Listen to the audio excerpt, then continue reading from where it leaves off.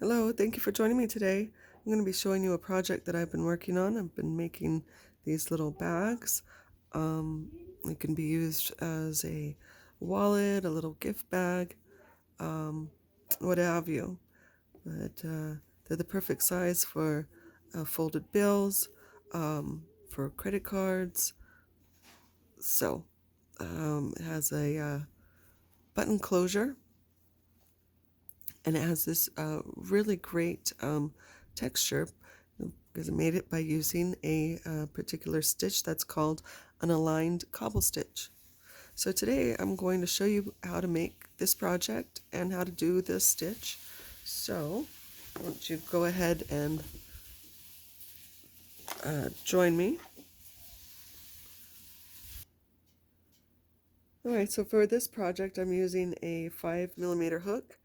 I am using a 4-weight yarn, and it is washer and dryer safe. So I chain up 26. Um, this stitch is, you use a multiple of 2. So we're going to start by making our single crochet into our second chain from the hook, and we're going to put a single crochet into each one of our chains all the way back to the beginning of the chains that we made. I like this stitch because it really looks like you've put a lot of effort into the project. Looks pretty fancy, pretty complicated, but trust me, it's not. So that's always nice when it doesn't take too much trouble or hard work to get a nice looking end result, right? Okay, so this pattern is a 2-stitch, 2-row repeating pattern. So we're just setting up our foundation here, and I'm going to show you the next row where the alternating stitches will start. So I finally made it back to the end of the chains. I'm going to chain 1 and I'm going to turn my work. I'm going to go back into the same place that I just made my single crochet, the last one from the row. I'm going to go back into there and I'm going to make a single crochet. The next stitch, we're going to make a triple crochet. So you wrap your yarn around your hook twice. Grab the yarn, pull it through 2 loops, grab the yarn, pull it through 2 loops, and grab the yarn and pull it through the last 2. That's your triple crochet. In the next stitch, you're going to make a single crochet. And in the next, you're going to make another triple. So grab the yarn, wrap it twice, grab the yarn, pull it through 2, grab the yarn, pull it through 2, grab the yarn, pull it through the last 2. In the next stitch is your single crochet, and then your next one is the triple crochet. So it just alternates in this way for this row.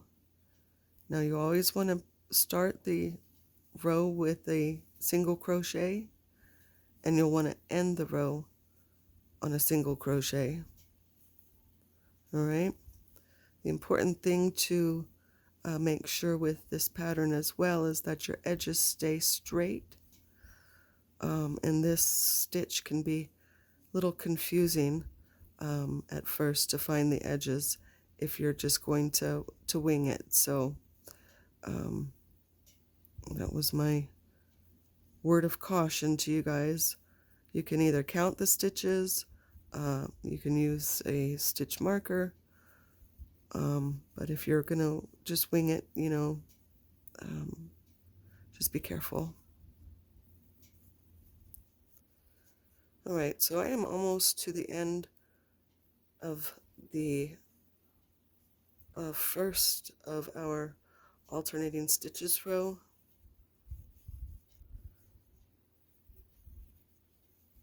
And 2 more stitches left.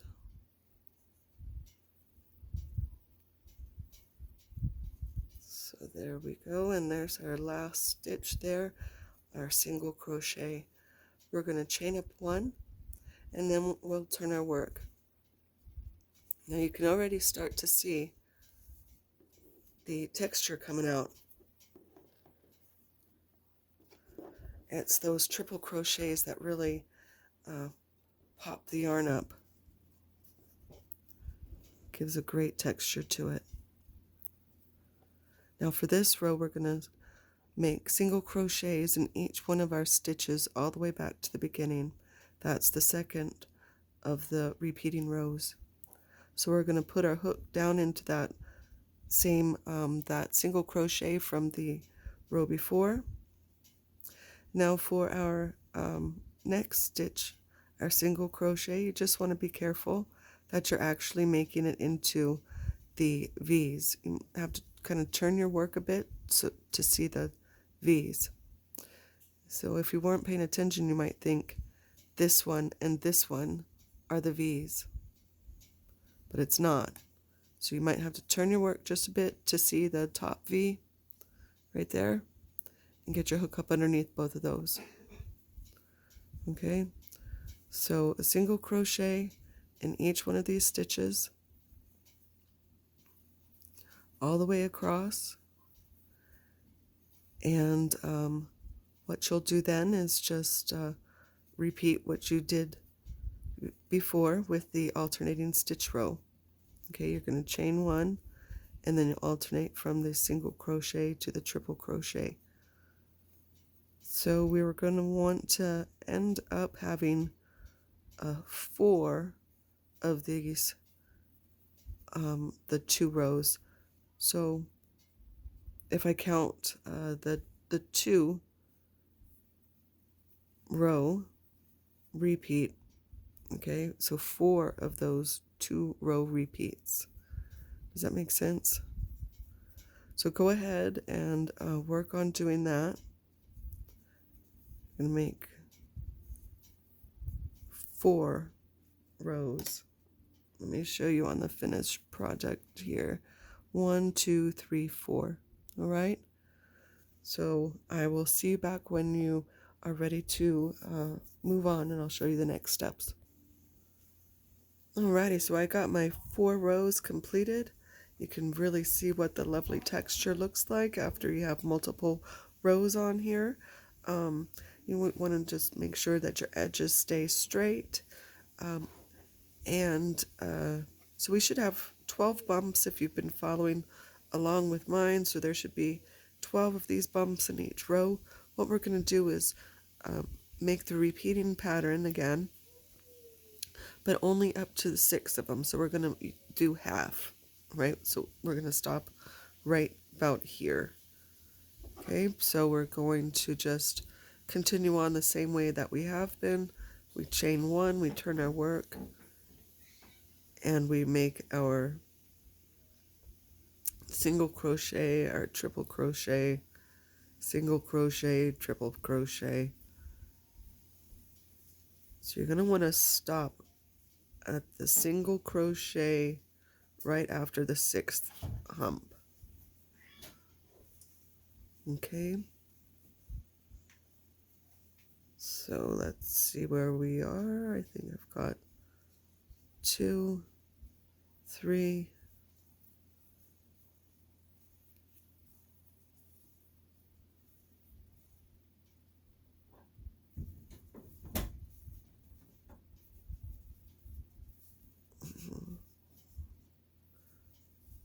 maybe I need 1 more, but let's just check. 1, 2, 3, 4, 5. Yep, I need 1 more. So this is the last of my triple crochet. I'm going to make my single crochet right here. Now I'm going to start a new row right here on this single crochet. So I'm just going to flip the work over, and I'm going to make my next row. So I'm just going to put single crochets in each one of these stitches till the end. After that, I'm going to chain 1, flip the work, and continue with the repeating pattern so that I have another 2 rows of these of the bumps. So we'll have a total of 3 sets of the halves. All right? I'm going to pause the video and continue working, and then I'll join me back when you're ready to. All right, so I've got my sets here. I just have the last row of my single crochets to complete. And what I'm going to do is I'm going to stop for a second here in the middle before I continue on to the end, and I'm going to chain my I'm going to chain 1, 2, 3, 4, 5, 6, and then I'm going back into that same spot and connecting it with a slip stitch. And that'll be the fastener that will go around the button. And then I just continue making my single crochets all the way to the end. I'm going to chain 2 when I get after this last one. Okay, I'm going to chain 2. I'm going to snip the yarn, pull that tight to make a knot. And now we can take a look at our work and see how that's shaping up nicely. Great. So from here, what we're going to do is turn it over. And you're fold it in half. Okay. We're going to attach our button on. So to do that, just grab a length of yarn and we're going to put it into our needle. So I try to find the middle spot here, and I'll just attach it right there. I'm just going to sew it on, so that'll be perfect. The perfect spot for it. So the middle of the second row, basically. Okay, I'm going to attach my my button, and I'll meet back up with you. Alrighty, so I got my button attached, and for this next part, we're going to sew along the edges here. So to do this, I like to turn it inside out, and we will start here up on the edge. Where's my needle? There we go. You just want to line it up and make sure that the stitches, that you get your corner stitch right there and this one. So there should be our 3 rows for our top, right? So you don't want to sew it all kind of crazy, otherwise you'll have to take that all out, won't you? Okay, so we'll go in from this side, and we'll just make a little knot. And since we're sewing it inside out, it doesn't need to be a fancy invisible stitch or anything like that. Nobody's going to be able to see your stitch this way. So I'll show you what I'm going to do is just a very simple overhand stitch. And I'm going to try and make it one stitch per, okay? So I'm going to sew through the stitches there, just making it go overhand. I can sew in that tail, sew over the top of it so it stays out of our way, but you get the idea. So you just continue that way, then you can sew this tail in too when you get down over on this side. Right? So when you're done sewing your edges, why don't you join me on back, and then we can take a look and see, and I'll show you the very final step. All right, I'll meet you right back. All right, so I finished sewing the bottoms together, and I just weaved in my tail there. So now it's time to turn our work right side back out, straighten up those corners, and our last step here is just to sew in this tail. So you just put it back on your hook and just kind of randomly run it back and forth through your work, and then we'll just give that a little snip, and then we can admire the work that we've done. This was an easy project, wasn't it? It didn't hardly take any time at all. In about 20 minutes tops. But look at this. Isn't that great? All the textured bumps on it. Now, I don't even think that this needs any kind of embellishment. I think that the stitch really makes this stand alone and stand out on its own. So, anyways, let me know what you guys think. Be sure to tell me if you like it. If you have any questions, any comments, suggestions, I'm all ears. Alrighty, thank you so much. We'll see you.